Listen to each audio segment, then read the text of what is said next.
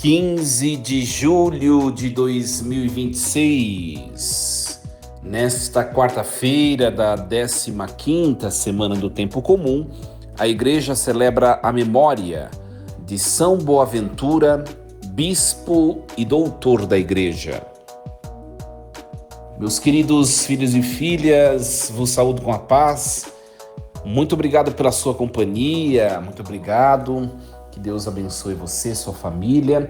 Vamos iniciar nesta quarta-feira esse nosso encontro em nome do Pai e do Filho e do Espírito Santo. Amém.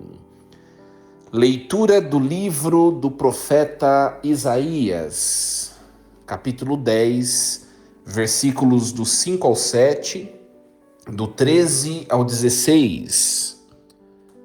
Assim fala o Senhor: Ai de Assur, vara de minha cólera, bastão em minhas mãos, instrumento de minha indignação.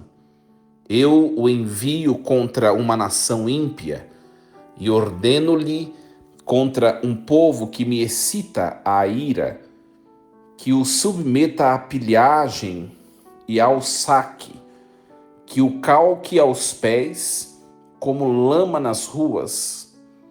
Mas ele assim não pensava. Seu propósito não era esse. Pelo contrário, a sua intenção era esmagar e exterminar não poucas nações. Pois, diz o rei da Assíria, realizei isso pela força da minha mão e com minha sagacidade, pois tenho experiência. Aboli as fronteiras dos povos, saqueei seus tesouros, derrubei de golpe os ocupantes de altos postos.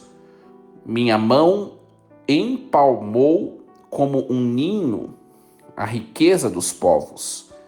E como se apanha uma ninhada de ovos, assim ajuntei eu os povos da terra, e não houve quem batesse asa, ou abrisse o bico e desse um pio. Mas acaso gloria-se o machado em detrimento do lenhador que com ele corta?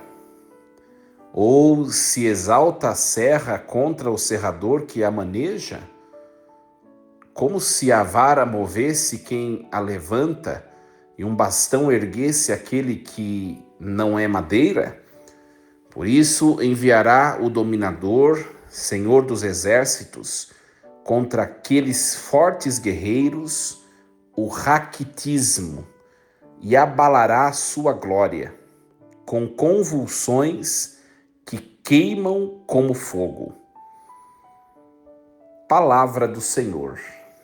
Graças a Deus. Muito bem, meus queridos. Ontem nós acompanhamos uma perícope bastante complexa, né? Até passei bastante do tempo. E hoje também não é uma perícope muito fácil, tá? Não é uma perícope muito fácil. Nós estamos ainda no relato que envolve a chamada guerra Sírio-Efraimita, tá?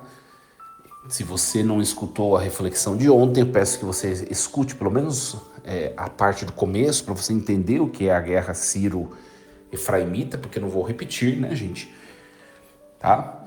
E durante essa guerra, os reis de Damasco, que é chamado de Razon, e também o rei de Israel, ou de Efraim, lembrando que Israel e Efraim é a mesma coisa, que é Faceia, eles tentaram forçar o rei de Judá, que é o reino do sul, que se chamava Acaz, a se unir em coligação, né? Ou em colisão ante a Síria, para lutarem contra a Síria. Acaz, ele não aceita, né? E ele não aceita, tá? E o que acontece? Acaz, ele não aceita lutar junto de Israel, de Efraim, Mas o que faz Acaz? Né? Contra o conselho de Isaías, ele optou por se aliar à Síria. Olha que confusão, gente. Tá? E começar a pagar um pesado tributo, né? Então, essa aliança ela trouxe consequências desastrosas, tá? O Reino do Norte vai ser destruído pela Assíria, nós sabemos, no ano de 722, 721, e Judá vai se tornar um vassalo, né? Então, a Assíria se tornou aqui um instrumento do juízo de Deus, tá? Vamos entender um pouquinho essa perícope de hoje, que é o capítulo 10, versículos do 5 ao 7 e do 13 ao 16. O oráculo de Isaías 10, do 5 ao 16, insere-se no chamado bloco maior de Isaías, que vai dos capítulos 7 ao 12, né? Então, também é chamado esse bloco de livro do Emanuel, né? Às vezes a gente encontra em alguns estudiosos esse nome, o livro de Emanuel, que é dos capítulos 7 ao 12. Então, nos capítulos anteriores, Deus ele revela que usaria a Assíria para disciplinar o seu povo, né? E também as nações vizinhas. Agora o profeta dirige a palavra contra a própria Assíria, mostrando que o instrumento também será responsabilizado por sua soberba. Né? Então a passagem é um oráculo de juízo, né, gente? Então começa com a expressão ai, né? Ai, que demonstra a soberania absoluta de Deus sobre a história. Tá? Então vamos acompanhar parte por parte, para ver se a gente entende com bastante precisão o texto, né? Ai de Assur, vara de minha cólera, bastão em minhas mãos. Esse é o versículo 5. Então, o profeta abre com ai, tá? Que é típico dos oráculos fúnebres, né? De juízo. Então, paradoxalmente, o destinatário é a Assíria, que é uma superpotência militar, né, dessa época. Então, o Senhor usa aqui 3 imagens para descrever a Assíria. Uma vara, né? Olha só, vara de minha cólera. Depois um bastão em minhas mãos. E depois um instrumento de minha indignação. Então, todas essas descrições indicam que a Assíria não é agente autônomo, mas é ferramenta nas mãos de Deus. Então o texto enfatiza a soberania divina, ou seja, é o próprio Deus que envia e ordena. O alvo é descrito como nação ímpia. Olha só, povo que me excita a ira. Não é? Claro que aqui está se referindo a Israel, a Judá, por causa dos seus pecados, né? Então, depois nós vemos no finalzinho aí, né? Olha só, eu o envio contra uma nação ímpia e ordeno-lhe contra um povo que me excita a ira, que é Israel, Judá, né? Que o submeta à pilhagem e ao saque, que o calque aos pés como lama nas ruas. É forte isso, né? É uma expressão muito forte, não é? O que quer dizer isso, né? Reflete a linguagem militar assíria, que é tão conhecida por sua brutalidade, né? Então Deus permitiria que o seu povo, ou seja, Efraim e Israel, e também Judá, fosse humilhado como correção, mas dentro dos limites estabelecidos por ele. Gente, Deus, ele pode usar de instrumentos inesperados, inclusive pessoas, situações adversas, para nos disciplinar e nos corrigir. Quando nós passamos por provações, é fácil atribuí-las ao acaso, à maldade dos outros. E a passagem aqui nos desafia a reconhecer que Deus ele está no controle soberano de toda a história, inclusive dos momentos difíceis. No entanto, isso não significa que ele seja a fonte do mal, né, gente? mas que ele pode redirecionar até a maldade humana para cumprir os seus propósitos, os seus projetos. Não é? Quantas vezes não reclamamos das ferramentas que Deus usa em nossas vidas? Não é verdade? Um chefe difícil, uma crise financeira, uma enfermidade, uma dificuldade de relacionamento. Tudo isso pode ser nas mãos de Deus instrumento de purificação, de amadurecimento espiritual para nós. Nós vemos aqui, né? O Reino do Norte se voltou contra o Reino do Sul. O Reino do Sul se une ao Império Assírio. Olha a confusão, uma bagunça só. Né? E vem a consequência. E Deus vai se usar dessa consequência. Não é? Então, o versículo 7º é o coração teológico dessa perícope de hoje. Olha só. Mas ele assim não pensava. O seu propósito não era esse. Pelo contrário, a sua intenção era esmagar e exterminar não poucas nações. Então, o que quer dizer aqui? Gente, a conjunção adversativa mas aqui marca o contraste entre o plano de Deus e a intenção da Assíria. O rei assírio, ele não tinha consciência de ser instrumento divino. Mas ele assim não pensava, olha só, está falando do rei assírio. A sua motivação era expansionismo puro, ele estava pensando em crescer, fazer o império assírio crescer, conquistar, saquear, exterminar. Mas ele não pensava assim. Então, a Assíria agia por orgulho, por ambição e não por obediência a Deus, né? Mas Deus age por meio dessa história. Né? Cada agente humano responde por suas próprias intenções e escolhas. Então, e o texto usa aqui a repetição para enfatizar a destruição total, esmagar, exterminar. Né? O coração do império era a ganância desmedida. A Síria não estava pensando em Deus, não. Mas Deus se utiliza de toda essa situação. Aqui nós aprendemos uma lição poderosa sobre consciência e responsabilidade. O Império Assírio estava cumprindo os desígnios de Deus sem saber. E seria julgada por isso. Gente, na nossa vida não basta que as nossas ações involuntariamente produzam algum bem. Deus olha para o coração, para as nossas intenções. Nós somos chamados a agir com consciência e alinhando a nossa intenção com a vontade de Deus. Não apenas fazer as coisas que dão certo. Vai dar certo. Muitas pessoas produzem resultados objetivos bons, mas com motivações egoístas.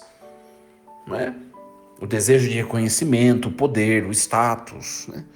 Então a pergunta que o versículo nos deixa aqui, qual é a intenção do meu coração? Qual é a intenção do seu coração, você que está me escutando? Não é? Então, e depois no versículo 13, nós ouvimos aqui, né? O profeta Isaías, ele cita diretamente o discurso arrogante do rei assírio. Eis o que diz o rei da Assíria, versículo 13. Realizei isso pela força da minha mão, com a minha sagacidade. Olha só, interessante, né? Então, nós vemos que o rei assírio é demasiado orgulhoso, né? Então, a autossuficiência, realizei isso pela força da minha mão, com minha sagacidade, atribuiu a ele mesmo, ignorando completamente a ação divina, a autossuficiência. Depois, a segunda questão, o segundo elemento, a questão da experiência humana como fundamento do sucesso. pois eu tenho experiência. Ou seja, confiança na própria capacidade. Depois o terceiro elemento, a questão de imagens de poder absoluto, né? O ninho e a ninhada de ovos transmitem aqui a ideia de que as nações elas eram para ele como ovos indefesos. Olha a frase dele: não houve quem batesse asa ou abrisse o bico. Ou seja, a imagem é de um poder totalitário que considera todos os povos impotentes diante de si. Então, na cultura assíria, essas declarações elas eram típicas de reis que se viam como deuses, como representantes diretos dos deuses. Né? Então, o discurso do rei da Assíria soa assustadoramente contemporâneo. É ou não é, gente? Soa contemporâneo. Quantas vezes nós ouvimos ou proferimos frases como conquistei isso com o meu esforço, né? Construí isso com a minha inteligência, cheguei onde eu estou graças a mim mesmo, sem a ajuda de ninguém. Não há problema em reconhecer o próprio esforço, isso não é problema, né, gente? O problema está em atribuir todo o mérito a si mesmo, esquecendo-se de que toda capacidade, toda oportunidade, todo talento vem indiretamente de Deus. Né? Aqui nós vemos explicitamente o pecado do coração, de um coração que não se reconhece como criatura, né? Então, essas imagens do ninho e dos ovos também nos alertam sobre como nós tratamos os outros, né? Quando nós nos colocamos em posição de superioridade, nós podemos passar a enxergar as pessoas como objetos descartáveis, como meios para os nossos fins.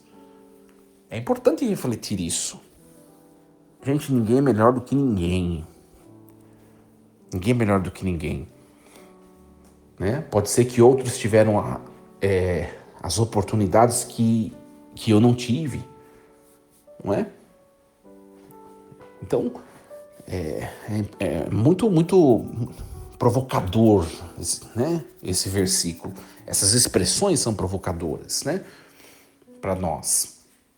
Pois o versículo 15 em diante é uma magistral sátira profética aqui, né? O profeta usa 3 comparações agrícolas nesses versículos, comparações domésticas mesmo, para expor o absurdo do orgulho assírio, né? Olha só. Mas acaso gloria-se o machado em detrimento do lenhador? O machado não pode se gloriar contra o lenhador, como também a serra não pode se exaltar contra quem a maneja, como também a vara não pode mover quem a levanta. A lógica aqui é irresistível, né? Ou seja, o instrumento não é maior do que aquele que o usa, não é? Então, se a Assíria é apenas uma ferramenta nas mãos de Deus, como pode gloriar-se como se fosse autônoma? Esse é o questionamento. Se a gente fosse falar de maneira muito escrachada, hoje em dia tem gente pensando que tem machado pensando que é maior do que o lenhador. Hoje em dia tem serra pensando que é maior do que aqueles que a manejam. Hoje em dia tem vara pensando que é maior do que aqueles que a levantam. Não é? Hoje em dia tem criaturas se sentindo maior que o Criador, que Deus. Tem ou não tem ser humano assim hoje? Tem, gente. Não é? Então, essa é talvez a imagem mais poderosa de toda a perícope, né? Nós somos instrumentos nas mãos de Deus, gente. Ferramentas que Ele usa para os seus propósitos, e a tentação constante do ser humano é trocar os papéis, né? Agir como se fôssemos o lenhador e não o machado, né? Na prática, gente, isso se manifesta quando nós atribuímos os nossos sucessos exclusivamente e unicamente ao nosso talento. Quando nós esquecemos de agradecer a Deus pelas oportunidades, quando nós tratamos os outros com desdém por nos acharmos superiores. Será que isso não acontece conosco? Ontem eu falava na missa que eu presidi ontem, aquele evangelho que Jesus fala de Cafarnaum, realizou tantos milagres em Cafarnaum, e Cafarnaum não foi capaz de reconhecê-lo. E eu falava sobre a gratidão, né? Eu falava sobre a gratidão. Às vezes a gente fica focando tanto em algum problema, alguma dificuldade, a gente esquece de agradecer a Deus por tanta coisa. Isso é ingratidão, gente, para com Deus. Isso é ingratidão. Né? Então, é um texto muito bonito hoje, né? Muito bonito. Deus, ele é soberano sobre a história. Né? Os eventos que parecem caóticos, como nós vemos hoje, as guerras, os impérios, as crises, tudo está sob o controle de Deus, gente. Tudo.